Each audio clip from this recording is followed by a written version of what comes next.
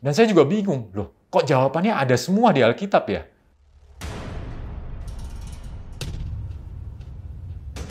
Saking emosional ya, dulu panggilan saya waktu rusak King Kong karena saya benar-benar kalau ngamuk ekstrim sekali. Umur 14 itu saya udah mulai ganja, rokok, heroin, jadi pengedar waktu itu di Melbourne. Saya adiksinya kebetulan juga banyak ya, pornografi, seks bebas. Pernah nyoba mau berhenti sendiri tanpa pengobatan, sampai harus rendem di bathtub itu diisi es batu supaya sakitnya hilang tapi nggak ngefek juga. Waktu itu ketika saya mulai berhenti, saya belum kenal Tuhan. Jadi saya menjadi orang yang sedikit sombong. Saya baru menyadari bisa berhenti total itu adalah dengan pengenalan akan Kristus. Gitu.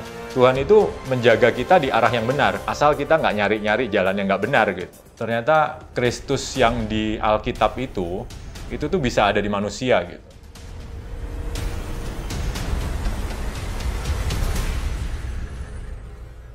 Nama saya Stefanus Andrianto. Saya pelayanan di NDC ini mulai dari tahun 2013. Menjadi core leader dari tahun 2014. Tahun ini Tuhan percayakan menjadi PDP. Sehari-hari saya wira swasta dan aktif di tim doa sejak 2019. Awal tahun mengenal dekat dengan Tuhan itu sejak kapan kok? Mengenal dekat ya? Sebenarnya kalau Tuhan itu menolong saya kemungkinan sudah lama, tapi saya tidak sadar. Tapi mengenal dekat itu benar-benar ketika saya mulai melayani di NDC, tahun 2015 lah. Sebelum masa melayani di NDC, bagaimana kehidupan Coach Steph dulu gitu? Kehidupan saya terbagi di beberapa fase. Kehidupan yang hancur super ekstrim, kehidupan yang lumayan sudah oke, dan kehidupan pelayanan. Jadi sebelum di NDC itu ada fase sudah oke, tapi masih di area abu-abu. Oke, mungkin kita dari tahap pertama dulu ya, fase ekstrim itu boleh Coach Steph ceritakan lebih lagi nggak? Ya, kalau fase ekstrim tuh saya udah ekstrim dari umur 14 itu saya udah mulai ganja, rokok, lalu naik ya, naik-naik. Orang kalau drugs itu kan nggak mungkin stuck ya, jadi ada jenjang ininya juga. Jadi saya naik heroin, nah udah mulai nyuntik. Lalu saya juga ngedar, jadi pengedar waktu itu di Melbourne. Jadi nyuntik sampai parah sekali juga memang, sampai darah saya itu tidak bisa, sampai muncrat lah kalau orang ngomong kalau disuntikannya. Proses kecanduan itu kan pasti sangat berat ya kok ya, maksudnya apalagi meningkat terus. Dan sekarang Coach Steph sudah berhenti dong ya pastinya? Oh iya, sudah. Kalau berhenti itu dari tahun 2000 kalau saya nggak salah ingat ya, tahun 2000. Jadi saya pakai itu, nyuntik itu sekitar 3 tahun lah, dari umur 17-an, tahun 2000. Proses sampai bisa berhenti addiction itu gimana kok? Maksudnya addiction itu sangat susah loh buat berhenti, menurut orang. Iya, karena adiksi itu kan kita jangan ngomong drugs saja ya. Saya adiksinya kebetulan juga banyak ya, pornografi, seks bebas, adiksi. Jadi semua termasuk judi dan lain-lain. Dan adiksi itu yang saya pelajari adalah kita harus lari sejauh mungkin. Titik, udah. Waktu itu ketika saya mulai berhenti, saya belum kenal Tuhan. Jadi saya menjadi orang yang sedikit sombong karena bisa berhenti ini, berhenti itu. Meskipun sebenarnya tidak dibilang berhenti juga ya. Jadi ketika saya sudah berhenti nyuntik, saya pindah ke inek dan sabu gitu. Jadi ya ke adiksi lain lah. Tapi saya baru menyadari bisa berhenti total itu adalah dengan pengenalan akan Kristus itu. Oke. Kabur sejauh mungkin. Apa yang membuat Coach Steph menyadari aku harus kabur sejauh mungkin dari kecanduan ini? Gini deh, kalau saya waktu dulu jualan ya, waktu saya make atau saya jualan, kalau saya nggak ada orang yang, waktu saya mau beli, kalau nggak ada yang jual ke saya kan saya nggak bisa apa-apa juga. Gitu. Saya pernah nyoba soalnya, mau berhenti sendiri tanpa pengobatan, sampai harus rendem di bathtub itu diisi es batu supaya sakitnya hilang, tapi nggak ngefek juga. Dan itu saya baru sadar bahwa kita itu harus menghilangkan semuanya baru bisa hilang, baru bisa lepas. Dan puji Tuhan dikasih kesempatan ketika itu saya benar-benar 2 tahun itu ditaruh di semacam, saudara saya punya villa kayak di gunung gitu, jadi saya di sana lah, kayak jadi penyembedi. Buat Coach Steph apa yang menjadi pemicu awal-awal Coach Steph mau coba? Teman. Semuanya karena teman, ya semuanya karena teman. Jadi akhirnya saya baru sadar bahwa memang ketika Tuhan itu memberikan hidup baru itu nggak main-main gitu. Bahkan sampai titik ini, teman yang ketemu saya, itu teman yang dulu rusak jadi pendeta. Jadi, itu satu-satu yang Tuhan pertemukan. Yang lainnya tuh seperti Tuhan, kalau kita nggak nyari ya, itu kayak Tuhan tuh jauhkan. Luar biasa sih memang, sangat-sangat luar biasa.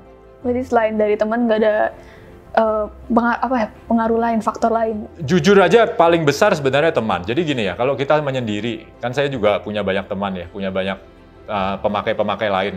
Kalau misalnya dia mungkin bukan karena teman, tapi mungkin dia karena stres di rumah gimana, atau karena ya kebanyakan karena stres lah, atau orang tua. Tapi akhirnya kebawanya itu nggak mungkin sendiri. Kebawanya itu pasti karena lingkungannya, sudah pasti. Nah itu pentingnya punya komunitas yang benar itu sangat-sangat penting. Apalagi di daerah kota besar seperti ini ya. Oke.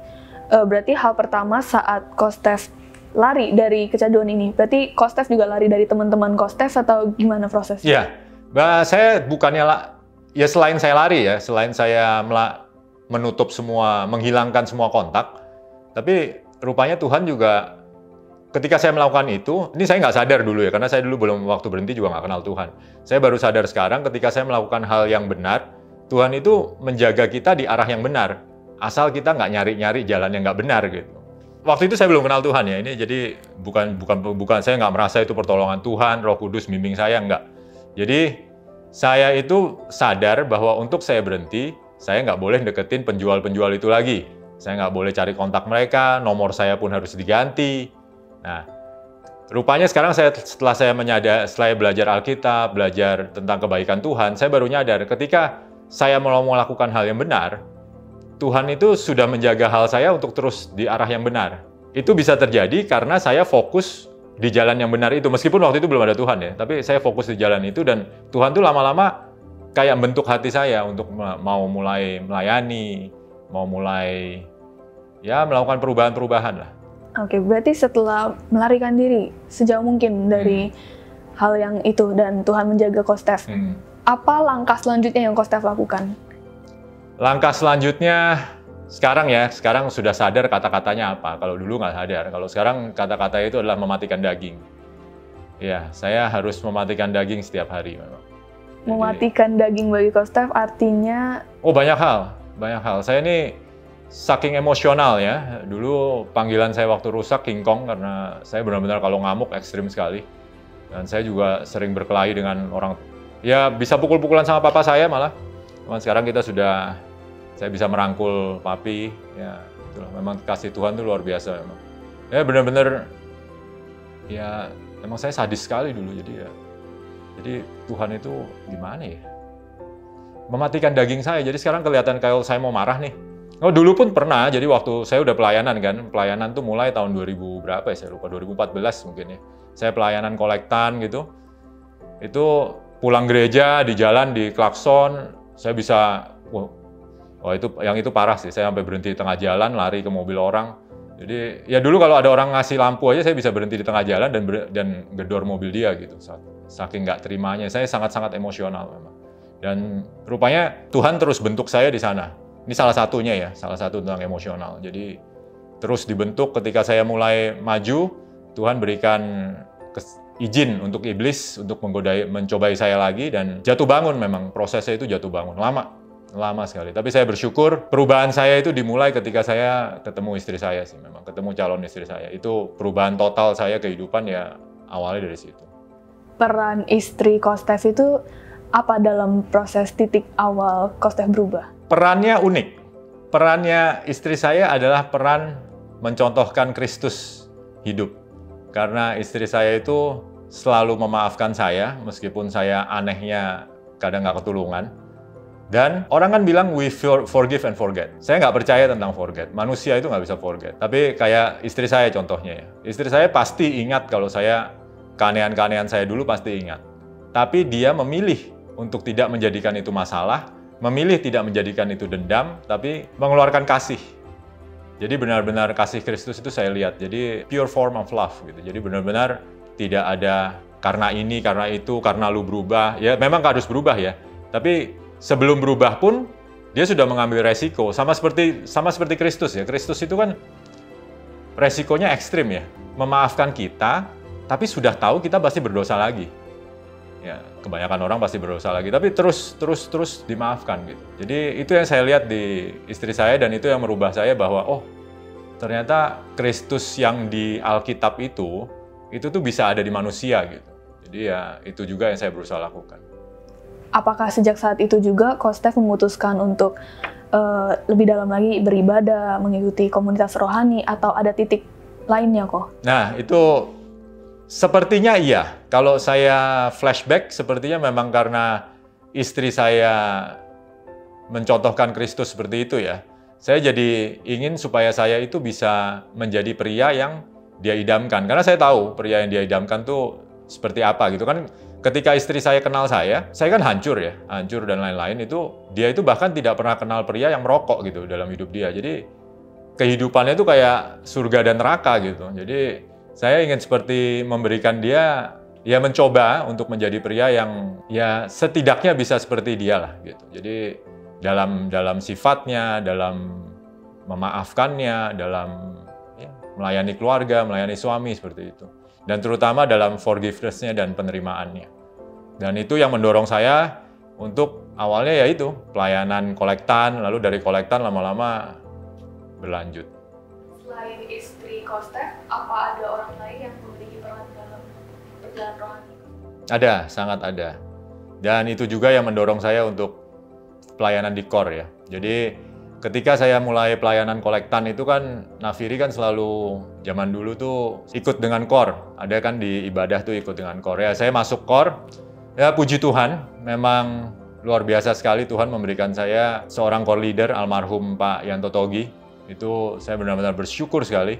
Karena saya itu tipe orang yang tidak suka bicara, tidak suka memperhatikan orang. Ya dulu memang it's all about me gitu. Terserah orang lain mau apa gitu. Tapi entah kenapa Tuhan itu terus dorong untuk ke core itu terus. Tiap Jumat malam ke core itu mendengarkan. Nah ini saya bersyukur sekali. Kalau di core lain mungkin ya isinya mungkin kan banyak sharing atau apa ya. Tapi di core Pak Yanto Togi ini karena beliau sangat paham Alkitab. Jadi setiap kali ada sharing apa itu dijawabnya dengan Alkitab selalu. Dan saya juga bingung loh. Kok jawabannya ada semua di Alkitab ya? Jadi saya tertarik untuk belajar, tertarik untuk lebih mendalami Alkitab. Kok bisa setiap ada anggota core sharing, itu dijawabnya melalui Alkitab. Dengan ayat yang benar-benar ada gitu. Itu membuka mata saya banget, karena sebelumnya saya nggak pernah pegang Alkitab sama sekali. Nggak pernah, jadi 2014 kali. Jadi benar-benar, ya itu saya bersyukur Tuhan, sempurna sekali rencana Tuhan. Menaruh saya di core leader, yang mungkin bukan bagian care-nya sangat kurang mungkin ya. Jadi saya juga bukan core leader yang care. Bukan tipe seperti itu. Tapi memberikan core leader yang dampaknya itu ke pengetahuan Alkitab saya ingin benar-benar paham Alkitab. Gitu. Berarti sekarang pemahaman Coach Steph tentang Alkitab juga udah semakin dalam, benar? Dalam proses. Karena gini deh, tanpa Alkitab itu kan di 2 Timotius 3 ayat 16 itu ada ya Alkitab itu untuk mengajarkan kita apa yang benar, untuk menegur jika salah, itu kan ada dasar segalanya. Jadi kalau kita nggak mau belajar Alkitab, kan orang Kristen tuh banyak bilang saya mau menjadi pelaku firman. Gimana mau jadi pelaku firman kalau nggak paham firman? Kita nggak mungkin melakukan sesuatu yang tidak kita pahami. Dengan kita belajar Alkitab, kita tahu, oh ternyata begini toh, jadi paham. Jadi ketika melakukan sesuatu, kita melakukan sesuatu yang sangat kita pahami. Bukan karena ikut-ikutan aja. Karena sekarang Kristen kan banyak yang ikut-ikutan juga kan, karena keren, karena relevan, karena gitu. Iya, benar kok. Pernah nggak Coach Steph melihat ke masa lalu dan bandingin gitu, masa depan, maksudnya masa sekarang dan masa lalu Coach Steph. Dan berpikir kalau Coach Steph, aduh layak nggak ya gini? Wah, itu sih, gini deh, mami saya ya, itu terakhir kalau ngomong ke saya juga, semua orang deh yang kenal saya gitu, yang mendoakan saya akan bilang, ya kita sih doain lu sih, Andre, tapi nggak sampai begini juga kali, kaget juga gitu kan, bisa sampai jadi PDP itu kan aneh gitu. Tapi di masa sekarang ini Coach Steph nggak ingin kembali ke masa lalu. Sangat-sangat inilah, gimana ya, jadi nggak, aduh. Tidak ada penyesalan ya kok ya? Nah, setitik pun nggak ada penyesalan bagi saya, karena sekarang kan setelah kita pelajari, udah paham benar ya, jalan Tuhan seperti apa, ya segala sesuatu itu sempurna memang. Makanya ketika orang nanya saya, ketika kehidupan saya lagi susah ya, orang nanya saya, kabar lu gimana, Steph? Saya kan nggak akan jawab luar biasa. Saya akan jawab, life is hard, but God is good. Banyak perjalanan orang sekarang kehidupan lagi susah. Kita nggak boleh maksain bilang luar biasa, kita harus memaksakan diri bilang Tuhan itu baik. Masalah saya mau seperti apapun, ya Tuhan itu baik.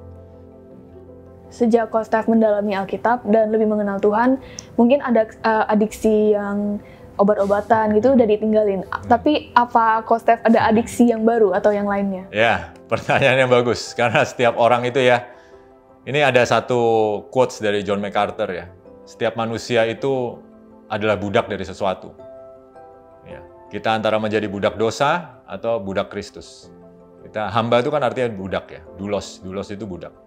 Makanya kalau IG gue itu kan I'm a slave of Christ. Gue merasa gue adalah budak Kristus.